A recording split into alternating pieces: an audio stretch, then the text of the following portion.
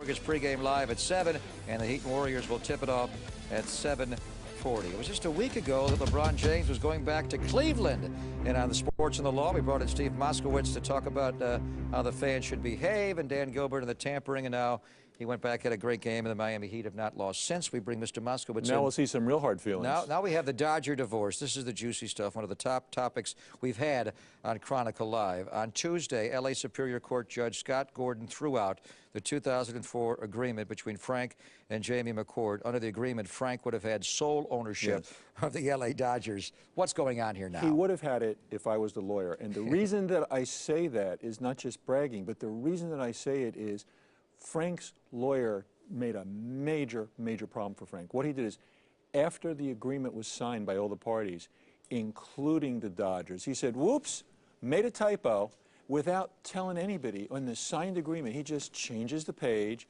and here you go. That's what this whole argument was about. She's saying, hey, wait a minute, I was included. Frank's saying, no, so you're saying Frank's attorney made two letters wrong here. He typed include instead of exclude. That's a major... But what was the real intent of what they wanted? That's what they were fighting over, because she was a practicing divorce lawyer on the East Coast. Oh, gee, I didn't understand this. And he's saying, yes, you did. He said, look, you wanted this to protect your real property. You were afraid that the Dodgers were going to jeopardize that. He said, I wanted the Dodgers. This whole dispute is over.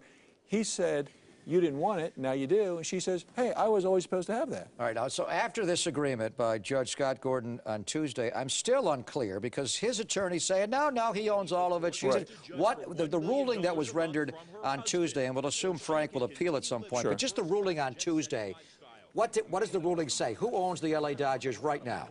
That's in dispute, because the ruling said, hey, that post-nup's thrown out, it's no good, so you go by the law as if you didn't have one. And Frank's argument is, well, okay, if that's the case, I bought the team with my own separate property, therefore... That wouldn't come into the community property in California law there? No, because the big deal with separate property is, if your separate property, even if you don't have a prenup or a postnup, separate property remains yours throughout the marriage. If you exchange the separate property that you had for the Dodgers, it'll still be your separate property. She's saying, no, you mixed it and it's community property. So that's the big question. Are the Dodgers separate property or community property? All right, Frank McCourt's on the line here. He's going to fire his attorney. He wants to hire you. The phone number is... All right, so what's our first course of action? Appeal? You can appeal. You can go ahead and take other courses like, well, wait a minute, it's separate property. I'm sure the commissioner is putting pressure on him, and there's always settlements. But here there's some financial problems too, because if somebody is going to give somebody some money, they're having some real problems borrowing money, and there may not be enough money. She wants to go ahead and say, look, I'm putting together a team of people who just want to buy it. You give me my half, and that's that. He says, wait. This is not your team. This is mine, and I'm going to show you why you don't have any rights to it. So how long will this take? Because the L.A. Dodgers, last year they were paralyzed. They were not the team that they could have been because they were not active getting. This year they're overspending at a lot of guys. How long will this take to actually resolve who owns this baseball team? Depends who you listen to. He says, it's a few months. She says, this could be a few years. Yeah, once again, a dispute. This is the whole thing. It's a dispute. And everybody's saying, well, just, sell the team and divide it up. But they also own the land around Dodger Stadium, Chavez Ravine.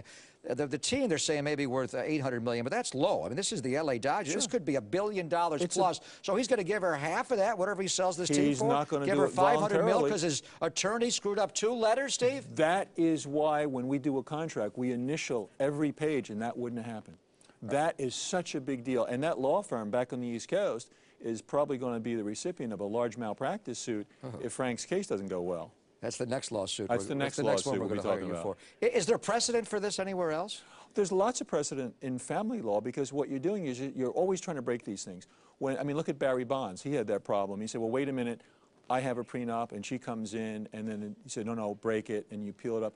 There's lots of precedent for it, but here it's a lot fact-driven too. And she's saying, look, these documents were signed. That's the big problem here. He changed the document after it was signed.